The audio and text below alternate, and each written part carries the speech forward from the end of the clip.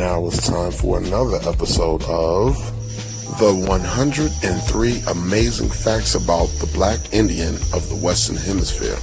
This was originally written by Wanstachnaw P. Canyon, a non-reservationist, in the year 2003. It has been updated, illustrated, and demonstrated by me, King Moves, in the year 2020, the year of the Grand Awakening. So for this episode, we're going to dive right into numbers 21 through 29, and we're going to get to why what you call yourself, what you claim to be, is so important. So let's go ahead and check this out real quick.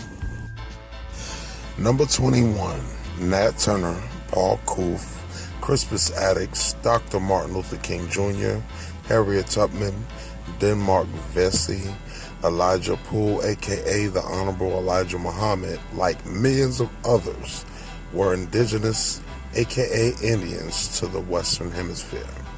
And below that, you can see the pictures of the people that were named.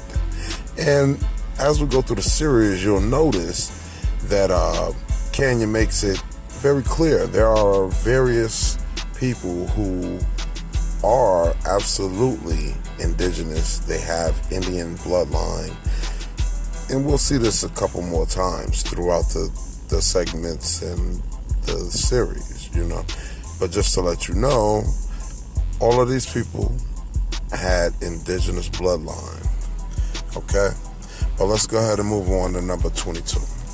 Number 22. The titles Black American and African American are fake, inappropriate European colonized titles to keep indigenous people of the Western Hemisphere, aka Indians, under the spell of ignorance. And what you're looking at is from the Webster's Dictionary in the year of 1828, in the definitions of indigenous, the definition of aboriginal, and the definition of American. And I'm definitely going to come back and break this down for you a little deeper in just a few minutes. Number 23. The titles Black American and African American were purposely created to psychologically and spiritually disconnect indigenous people of the Western Hemisphere, aka Indians, from their true motherland, which is right under your feet. And below is a picture that is called The 5-Race Model of Humanity by John Henry Walker, and it is archived in the McCord Museum of Canada. And if you take a look, the American at the top to the right, that's us, y'all. That is a black melanated man. That is not to be mistaken from anyone else. Right underneath it, you see the African, but at the top, that's most definitely a black man. Number 24, the Reverend Jesse Jackson, a South Carolina Cherokee, started and promoted the fake title of African American that has been imposed upon Black Indians indigenous to the Western Hemisphere region. And if you go through the history, which I will do for you shortly, you'll know that up until about 1988, there were so many other titles that was not African American about us. The truth of the matter is, there is no African Americans in law until after this. There aren't any references to us being from Africa until the maybe mid-1900s. Okay? But we'll come back and we'll discuss that a little bit deeper. Number 25. It has become quite profitable to brainwash the indigenous people of the Western Hemisphere, aka Indians, into thinking that Africa is their native land. And below it is a Google search that I performed that basically shows you how much in the year 2019 that Ghana made from Black Americans going to Ghana or into Africa. and that was 1.9 billion, basically $2 billion. And that's because a lack of education. And we think we're from Africa because that's what we're told. That's the title that is given to us. The fact of the matter is we're aboriginals of the planet. We're not Africans. Well, let me go ahead and break this one down. Number 26. There is a campaign underway by the U.S. government and the U.S. government-sponsored natives that practices a doctrine that says the black Indian of the Western Hemisphere is a result of African mixture and not always dwelled in the Western Hemisphere. Now, below that is a study from Emory University that coincides along with other universities worldwide, so they could build up a database that they call Voyages. And this is their way of tracking how many Africans they brought into the Americas. And if you get to the details of it, basically it's only 300 something thousand over a period of hundreds of years that they brought to the Americas. And that's just ridiculous. So anyway, let's keep going. Number 27, most so-called black Americans or so-called African Americans, when asked if any Native Americans are in their family, at least 95% respond with the answer yes. In addition to this, most so-called black Americans or so-called African Americans are also able to give you the name of the tribe of their relative that their relatives come from. Thus, the so-called black American or African American oddly insist upon calling themselves black American or African American instead of referring to themselves by the way of the ancestral tribal name that has survived in their family, which in essence is their true nationality. Below that is a chart with a timeline that shows the different names that were given to the Negro or Black American over hundreds of years.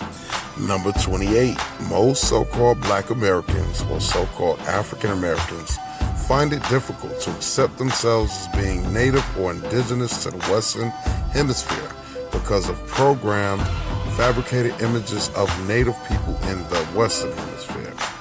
Fake images of their own indigenous ancestor has been routinely drilled into their psyche since birth. The Black Indian image does not register within their psyche because of the fake imagery programming that the U.S. government has instilled into their minds of how Native or indigenous people of the Western Hemisphere look. The spiritual of so-called Black Americans or so-called African Americans tells them one thing, while the programmed fake image of their own ancestor says another. This all leads to inner conflict.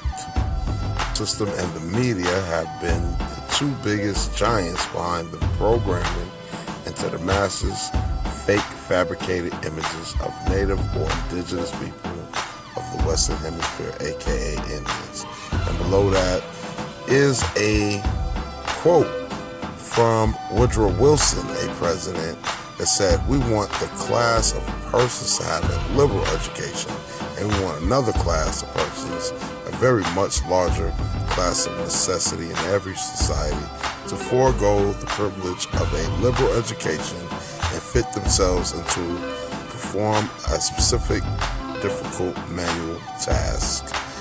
This plays a big part in the way that we believe who we are, what we are, where we're from, and the education system is a big part of that, even all the way up to the universities. Check this video out real quick.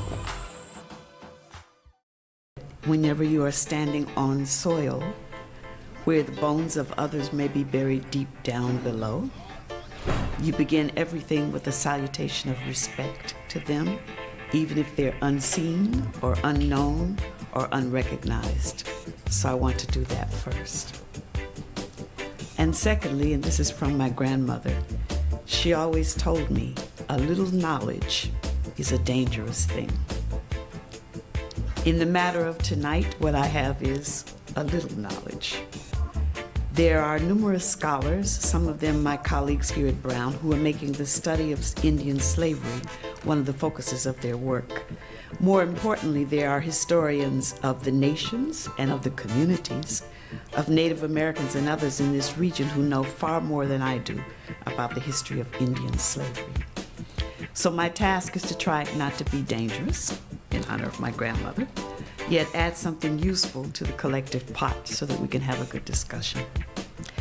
I'm going to do that by focusing on a few thoughts around the question of Indian slavery, which have come up in my own work. That work is not so much about slavery as it is about the kinds of interactions, usually contested and in conditions of violence and duress, but also which occasioned the exchange of knowledge, which took place between indigenous people, enslaved Africans, and colonizing Europeans in the Americas and in Southern Africa. In the interest of time, I want to do this by images. I hope that this setup works. If not, you're going to have to imagine what I'm saying. I want to spend a moment on this one, which is from Brazil. This is actually the first natural history of Brazil. You can see the European imagination working and how they see the Native Americans, or the Tupi-Namba people, as they call themselves, in Brazil. This picture is a picture in Africa of Angola, the city of Luanda, and at the same time that the Dutch are holding this tip of Brazil as part of their empire, they're also briefly in charge of or colonizing the Angola kingdom. They never get quite to colonize the Congo kingdom, but the Angola kingdom in Luanda. This is the oldest fort, one of the oldest forts on the coast of Africa. It's São Miguel de Luanda, built in 1576. And the interesting thing is that when the Dutch, built by the Portuguese, when the Dutch take Luanda briefly in the 1640s, they bring over Tupi-Namba masons, stone masons, sailors on the boats. And some of those Tupi-Namba escape altogether. They melt into the kingdoms, what were then the kingdoms of Congo and Ndongo. So one interesting research question for me is sort of like the disappeared Taino. Where did these people go? And what would thinking about them teach us about slavery and relations among Africans and Native Americans with respect to slavery, and not just slavery? So real quick, I want to point out that she said that they took the indigenous Brazilians over to Africa when they were building that fort. And she also said that a lot of them escaped and blended in with the population over there. So ask yourself, how could indigenous Brazilians get to Africa and blend in to the extent that you don't even recognize them? This is a picture with which I'm sure it depicts things that most people in this region would be familiar with, which is the massacre of the Pequot in 1937 in Connecticut. This is one of the beginnings of a massive deportation of Native American people from New England to the Caribbean. So it then posits another question: where did these people go? They go to everywhere in the Caribbean. They go to the Bahamas, they go to Barbados, they go to Jamaica. So when I was a child, probably like many of you who are at least my age or older, we were always taught the Indians, the Native Americans, are largely disappeared. I have there a quote from Herman Melville, the book that we all had to read in school, Moby Dick, where he says, you know, the name of the boat, the ship is the Pequot, first of all, and we don't even know why it's the Pequot when we're reading it. But he says, you will no doubt remember the Pequot was the name of a celebrated tribe of Massachusetts Indians, now extinct as the ancient Medes. So he's writing this in 1851, but these supposedly extinct people, many of them are not just still here in New England, but are also in the Caribbean. And in fact, one of the things that was most astonishing to me in trying to do the research of Black people and Native Americans side by side in this question of slavery is an intra-American slave trade that went on in the Caribbean, a waterborne traffic. They didn't cross the Atlantic, but was going around in the Caribbean, was a very, very large flow of slavery. The estimate now is that over a period of 400 years, more than 2.5 million native persons, many of them from New England, were in slavery in the Caribbean. This is besides the Taino who lived there. This is another set. And this saltwater trade expelled them all over the Caribbean, to Little Bonaire and Curacao, to the many small Lucayas, to Hispaniola, and to Puerto Rico. In fact, one study done by Resendiz, which is called The Other Slavery, is that in the period between 1670 and 1720, from the Carolinas, South Carolina in particular, more Indians were exported out of Charleston, South Carolina, than Africans were imported into Charleston, South Carolina. So again, take notice of what Professor Augusto said, which was there was intracontinental slavery, and they took millions from just the New England area alone, and then a whole nother set down in the Carolinas. This had to be a common occurrence, and that just goes to show you many of the people that they were bringing to and from the different sides of the continent were from here. So one of the chief things that I've been doing in trying to do research about botanical knowledge in the Caribbean is looking at this question of Black people and Native Americans, or enslaved Africans and enslaved Native Americans, living side by side during a period when we were told, at least when I was in school, that all these people had disappeared. So you get, for example, the famous work by Hans Sloane in Jamaica. And if you read the archive, if you read the original, which many of these originals are in Brown's JCB library, you get this understanding that these supposedly disappeared Indians and these enslaved Africans are actually living side by side for quite some time in many of the Caribbean countries. This is a quote just from Jamaica, from the Natural History of Jamaica done by one Hans Sloane, in which he talks over and over again about the Indians and the Negroes, the Indians and the Negroes, even Indian and Negro doctors, and the diseases that they were able to cure using plants that were natural to Jamaica. And deep inside the book, the Hans Sloane book, is an account of a Lucaya, which is the other name for the Bahamas, a Lucaya couple enslaved in Hispaniola, and how they tried to get away. And then they're returned to slavery. So you have to ask yourself, we all learn in school about how Native Americans disappeared in the United States, supposedly, how they disappeared as well in the Caribbean, but they show up over and over again in these natural histories.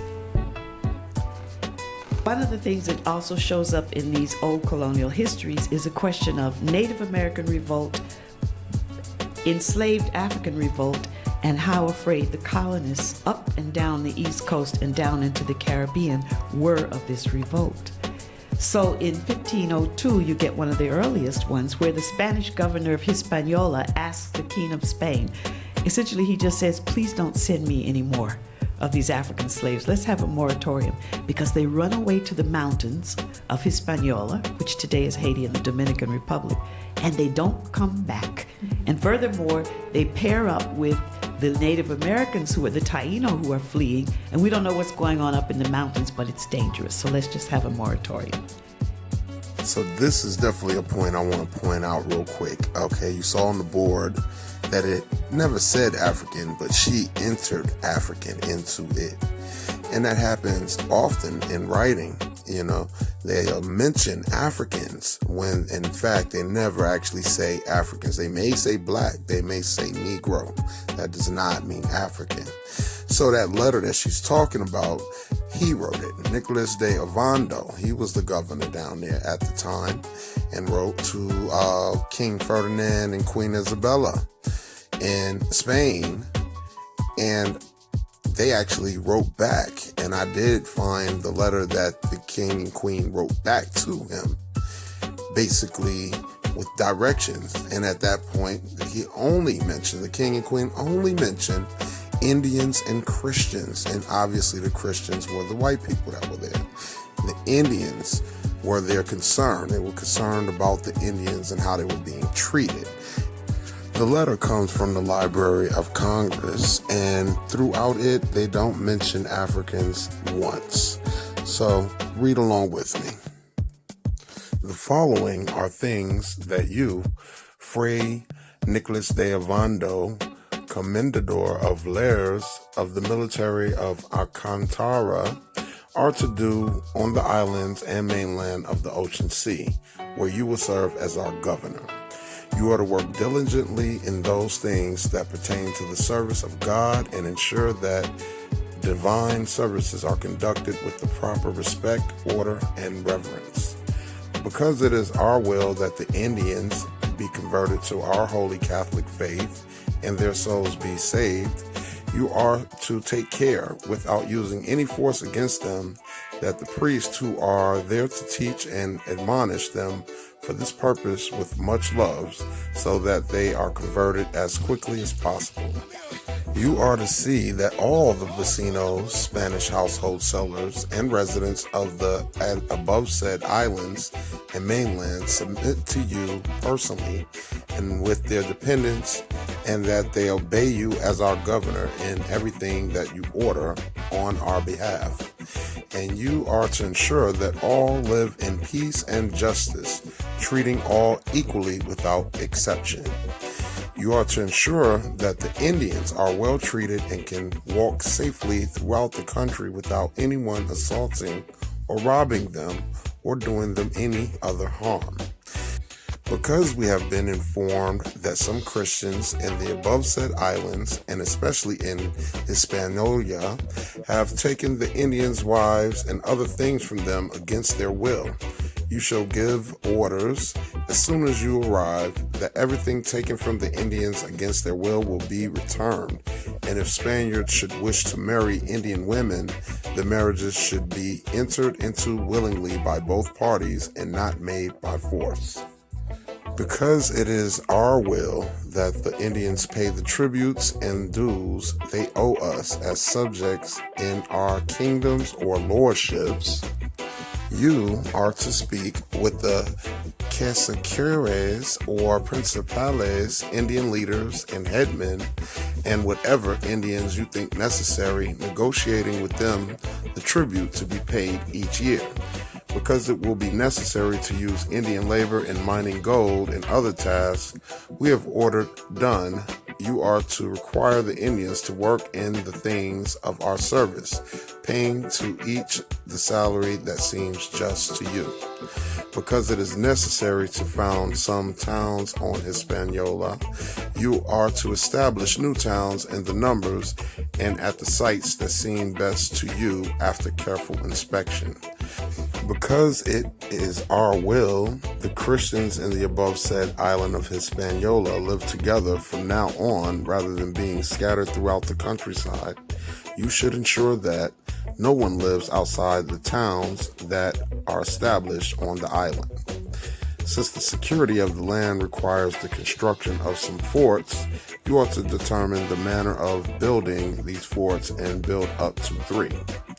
Since we have been informed that good practice has not been followed in the cutting of Brazil wood, many trees being cut down so that more dye can be obtained, you are to give orders that no one is to cut down trees. Since there is the possibility of much deceit in the collection and smelting of gold, and we may be defrauded in the share that we should receive, you will give orders that the extraction of gold be done by quadrillas of 10 persons. In each quadrilla you shall appoint a trustworthy person to be present when they gather the gold and to accompany them when they take it to the smelting house. Because it benefits our service that those who are foreign to our kingdom and realms not live on the above said islands. You are not to allow such foreigners to settle in the said islands and mainland. In order that Christians and Indians shall live together in peace, friendship, and harmony, and that there be no fights or quarrels among them, you shall order that no one give or sell offensive or defensive weapons to the Indians, nor exchange such weapons with them. Since there will be other things that cannot now be acted on from here as they should be. You are to inform yourself as soon as you arrive of what problems need to be dealt with and how. Done in Granada, the 16th of September, 1501, the King and the Queen. And if you notice, at no point did they mention Africans. In fact, the King and the Queen made it pretty clear they didn't want squabbles with the Indians. They just wanted to convert them into, Catholics or Christians and make them, do their bidding and pay their tithes. That's what they wanted. They didn't want problems. They wanted more loyal subjects. But again, they only mention Indians and Christians. Not one single thing about any African or any African slave, anything like that. This whole story has been told to us in a fictitious fashion. Let's finish this up. You move to 1676, and this is from a study done by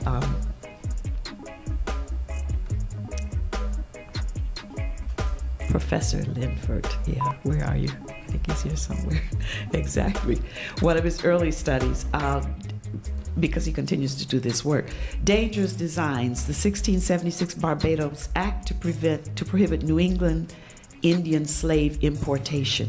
They were by now very, very afraid of these Native Americans who had revolted and who almost won the war in this region. And so several thousands of them are deported. And the governor down in Barbados says that, he really doesn't want any more of these. Many of them are already there, but he says he really doesn't want any more of these because it's like a contagion to have them. These Native American uprisings that are taking place in Virginia and Maryland and New York, and now these people are deported or sold down into the Caribbean and causing trouble. This happens over and over again in the Caribbean. The quote at the bottom is from a famous Caribbean poet and historian, Kamal Brathwaite, and he writes a poem about, just part of it, is about the Maroon Coast in Barbados, which many people think, there weren't any Native Americans left there. And he writes about the ones that got away, the ones that found a settlement somewhere on the coast, which they call the Maroon Coast of Barbados. And he talks about how they got away and how important it is that they found their freedom. I'd like to thank Professor Jerry Augusto for sharing what she's learned and all of the things that, by now I hope we all seem to understand is how much we've been lied to about how people were being transferred across the continent, more so than they were across the ocean. And just because you see Negro and Black does not mean that they were African or slaves. Understand that. They're two different things, but people always mix them together. Next, I want to go into the book, The Use of the Terms Negro and Black to Include Persons of Native American Ancestry in Anglo-North America by Jack D. Forbes. The possibility that Native Americans were quite commonly called Negroes is very much supported by the Portuguese usage. During the colonial period, Brazilian Indians were repeatedly referred to as Negroes or as Negros da Terra, Negroes of the land.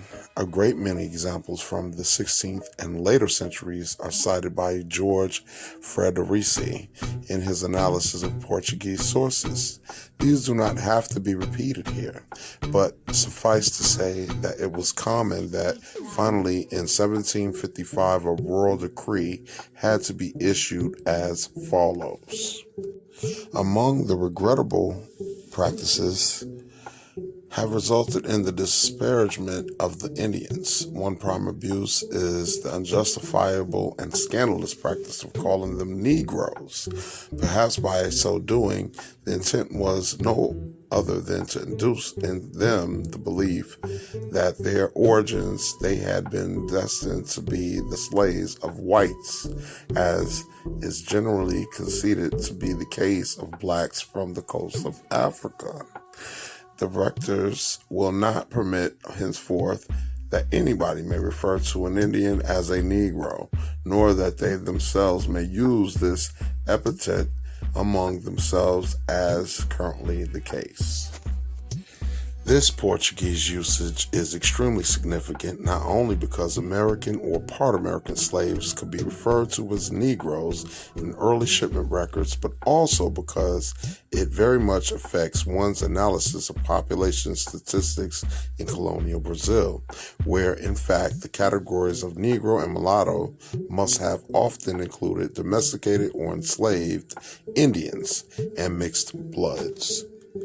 Insofar as the term Negro becomes synonymous with slave or servile status, it lost any specific color reference and became a general term of abuse, darker people preferring to be called Preto as a result. It is highly likely that the Spaniards also referred to slaves generally as Negroes in the Caribbean, and that the Dutch took over the same general practice, since Negro and Neger were not Dutch words and had no immediate equivalent except Zwart, Donker, and Bruin. A Dutch-French-Spanish dictionary of 1639 has the following entry for Spanish: Negro: noir, sombre, obscure, brun, Stort, Dunker, Bruin. Thus, Spanish Negro could be translated as dark or brown, as well as black, swart. Undoubtedly, this usage facilitated making references to all slaves as Negroes or as neggers in the Dutch language. Moreover, it is significant that a Spaniard residing in the Antwerp in the early 17th century, the preparer of the dictionary, saw Negro as being translated in a number of ways in both French and Dutch. By the latter half of the 16th century, the English were referring to the people of Africa as Ethiopians, Black Moors, Negroes, and Moors, somewhat interchangeably. Negro gradually became the dominant term, especially after exhaustive contact with the Spanish and the Portuguese. What is not clear is the extent to which the term Negro was consciously translated as black. The automatic association of Negro with black color cannot be assumed, since black Africans are actually of medium or dark brown color, in which case another association gradually arose that there was between Negro and slave. Early legislation commonly referred to Negro and other slaves, or to Negro, mulattoes, and Indian slaves. Over the years, Negro and black both became synonymous with enslavement. So hopefully what you took from that was, just because you hear Negro or black does not mean African. And look at this Oxford English Dictionary definition of nigger, which basically says a dark-skinned person of any origin in early U.S., usually with reference to American Indians. So off the rip, they were calling Indians niggers. Okay, what does that tell you? So what I'm seeing is basically Negroes or niggers were the people that they encountered when they got to America, you know. And this isn't the only time that they mentioned it. It was mentioned all the time from the 1400s up to the 1600s. Let's go into a quick little clip by Ab the Legend, but it's actually Johnny Aborigine explaining to what happened when De Soto came across the black Indians. In 1543, Hernandez de Soto and his Spanish Conquistador army was met by a large nation of black Indians in North Louisiana near Monroe and the Ouachita River, as the Spanish was trying to colonize Louisiana, Arkansas, Mississippi, and the entire Gulf Coast. And that's just in North Louisiana, that there was a whole bunch of black Indians. And that passage is found in the primitive black nations of America. And prior to Hernandez de Soto coming to Louisiana to colonize the Gulf Coast, he had arrived in Florida, off the coast of Florida, and automatically started warring with the Florida Indians, who was giving them hell the whole time. And de Soto had described the Florida Indians that he was at war with as being very large black Indians in an aspect different from those from the interior of North America, because of the climate that they lived in. Because of the humid sun that they lived in, their complexion was very dark skinned and they had woolly hair. And that passage is found in the History of Hernandez de Soto by Bernard Shipp. So there you go. DeSoto landed in Florida and found black Indians. Again, they keep saying black. They keep wanting to use Negro. They keep trying to take the Indian away from you, because that means you're indigenous, because that means this is your land. That means you are not a foreigner. You weren't brought here. You've been here. But check this out. Here we have the terminologies explained of the different titles that they gave so-called black people. All right, they don't have Indian up here because, of course, that would mean a direct connection, and they ain't gonna never do that. They don't want you to ever connect yourself to being an Indian. But if you really take a close look, let's break it down. All right, in 1555, Negro, the term Negro came from the Spanish word negro, which originally meant the objective black. In 1207, the OED documents that Negro remained the standard designation throughout the 17th and 19th centuries until the middle years of the 20th century. According to the Slate.com, W.E.B. Du Bois urged black people to adopt Negro and abandon colored in the 1920s because it was etymologically and phenotypically preferable. Du Bois wrote letters to the New York Times and persuaded the newspaper to make the term its preferred style, like colored. However, leaders rejected Negro during the 1960s, but it remains in the names of the institutions such as United Negroes College Fund. Black, 1652. Black became popular in the 1960s during the Black Power movement to replace terms considered dated and offensive. According to the OED, it was reclaimed as an expression of racial pride because in the past it was considered offensive. Today, the rise of the Black Lives Matter activist movement, established in 2013, established the monumentum building for widespread use of black. In 1758, colored, according to the Oxford English Dictionary, colored was adopted in the United States by emancipated slaves as a term of racial pride after the end of the American Civil War. However, it became a negative term used by segregationists during the Jim Crow era, who installed colored-only signs at drinking fountains and other public accommodations. According to the linguist John McWhorter, black leaders abandoned the term in the 1960s because of its connection to that time, but it persists in the name of institutions such as the National Association for Advancement of Colored People, founded in 1909. African American, 1789. Now that date sounds fictitious, but anyway, it says African American became popular when Reverend Jesse Jackson, a civil rights activist, promoted use of the term, indicate that black Americans are accepting their difficult past and resolving a long ambivalence towards Africa, according to a 1989 The New York Times article. So while we're on the topic of Jesse Jackson, in 1988, when he and a group of others decided we like the term African American, and he decided to put it out there as the term that we, meaning the black people of America, like, he didn't really ask us, okay? That was a decision they made on their own, all right? And let me give you the explanation he gave. From Negro to Black to African American, the power of names and naming.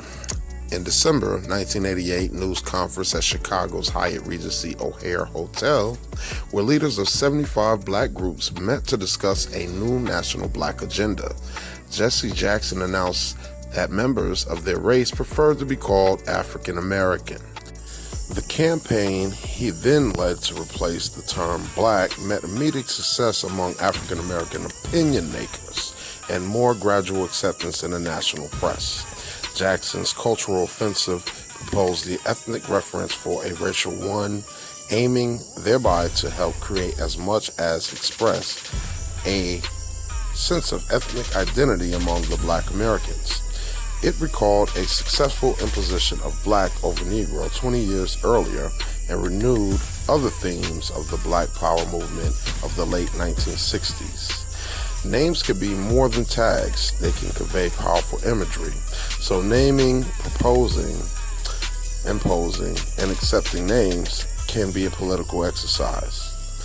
And the call for Blacks to be called African Americans was more than a manner of speaking. To be called African American has cultural integrity, Jackson said.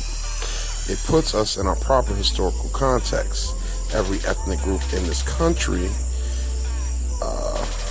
has reference to some land-based, some historical, cultural base.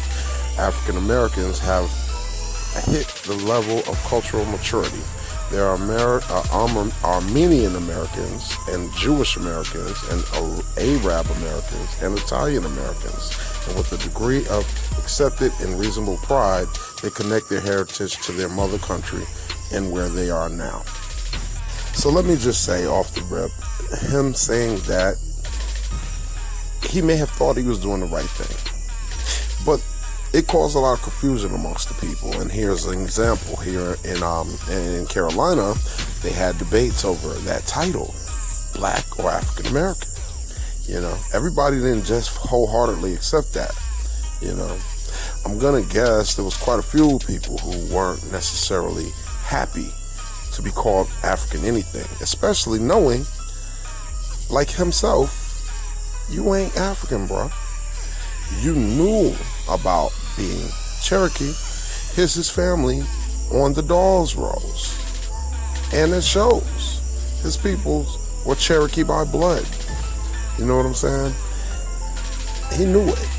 Now, the fact that America, or the United States is a better way to put it, that the United States wants people that they consider to be Black to consider themselves Black and Negro and African of some sort or the other, that's the problem, all right?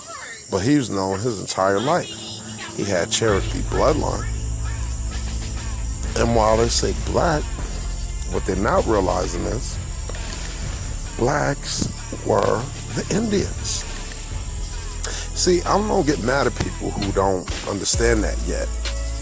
And you have to understand this information that we're able to, get today is not something that we were always able to get.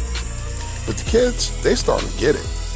For example, look, right here is a graph that shows how many high school students identify with African American or identify with Black, and others that just say they're mixed. Okay, and it's a confusing topic because if your whole life you're told that you're Black or your peoples were from Africa because you're Black, then you might feel like, hey, I'm Black from Africa. But here's a fun fact for you. All the people that you call Black are Aboriginals. And the Black Aboriginals were the first people on the entire planet. That is, everywhere on the planet, Black people were there first. Okay, so look at these statistics. In 2019, the U.S. Census Bureau estimated 48,221,139 African Americans in the United States. Here's a 2016 Voyages database from Emory, and it tells you for the entire mainland North America, that is Canada, United States, and Mexico, there were 308,005 so-called Africans brought to the mainland North America. Now, that sounds way low, right? Only a very small percentage of today's Black Americans are descended from African slaves. Of the total 308,005 African slaves imported into the North America, Mexico, United States, and Canada, computer calculations determine that only 288,000 of their descendants still remain due to their short lives, poor food, and overwork. Their numbers decline. And I wrote the figures decline annually. Okay, now, again, this graph was from 2016. And I'm going to go to an updated one. But before I do, let's check out the math on that. So remember, they said that in 2019, there were 48,221,139 so-called black people in the United States. Keep in mind the fact that these numbers have never been accurate and has always been more than what they report. Just like they over-report for the white population because they add foreigners into the white population. Okay, but let's do the math real quick. 48,221,138 total. Subtracted by 288,000 leaves us 47,933,139. Now, that rounds out to about 0.6% of the population. Not even 1% 0.6% is who you would say are African descendants. Okay, here's the current one. This is the 2020 database. I just looked this up before I started the video. Okay, and let's look at these numbers. Now, they did change. As a fact, they shifted up a little bit. But let's check this out. In 2020, the database is saying there were 365,713. So it went up a little bit. Let's look at these other numbers. In Europe, 9,269. In the Caribbean, 5,090,306. In Spanish mainland America, they're saying 658,015. In Brazil, they're saying 3,519,909. In Africa, now, why would Africans be going to Africa? 168,582. Others, that means nothing. 203,397. With a grand total of 10,015,191 so-called Africans coming to the Americas and other places, like we see at the end there, talk about going to Africa and other places. So even if we was going to believe these results, that would still be less than 1%. It would still be less than 1% in the United States of African descendants left. So that leaves the overwhelming majority, more like 99% of us, to be the indigenous, or what people were calling the Indians. You understand what I mean? And that's why it's important that you know who you are, because when you call yourself Negro, Black, African American, it takes that indigenous away from you. And this is very important, y'all. And that's why, we're going to keep going through these series, and I'm going to keep making you understand, we are who we are. That's all I'm saying. Right here is the Webster's Dictionary from 1828, definitions of indigenous, aboriginal, and American. So why don't we go ahead and break those down real quick and wrap this on up. Indigenous, native, born in a country, applied to persons. And see, that actually could apply to anyone that was born in the Americas. The title native. Indigenous goes a little deeper than that, although they tend to mean the same thing. Aboriginal, first, original, primitive. Aboriginal people are the first inhabitants of a country. Aboriginal tribes of America. And that is who we stem from, y'all. We stem from those Aboriginal tribes of America. American, a native of America, originally applied to the Aboriginals or copper-colored races found here by the Europeans, but now it applies to the descendants of Europeans born in America. And the truth of the matter is, we are the original Americans. But we gotta keep the proper titles on ourselves. And as far as copper color, who else is copper color? I mean, we're all variations of the copper color. When they was talking about red Indians, yeah, that was us. You know, and a deep, rich red, cinnamon, brown, all the different shades of brown. You know, that's us, y'all. And they're gonna keep fighting against it because they know what that means. That means this time is up for the nonsense. You're standing on your own land, and we've had enough of being the last at every single situation. All right, when actually this is our land, and it's time you start understanding that and recognizing that. So we're gonna keep the series growing. We're gonna keep it going. Again, we see Canyon was correct with another set of facts. So hey, follow me on YouTube, The King Moves. Definitely hit the subscribe button. I just want to make sure everybody actually gets this information, because we need to learn, we need to grow, we need to build. I'm out here trying to show everybody what I'm learning, and I want to learn from you too. So if you got useful information, definitely put it into the category, share with us. If you like my videos, share that. If I like your videos, I'm going to share them. Until then, let's keep growing, let's keep building.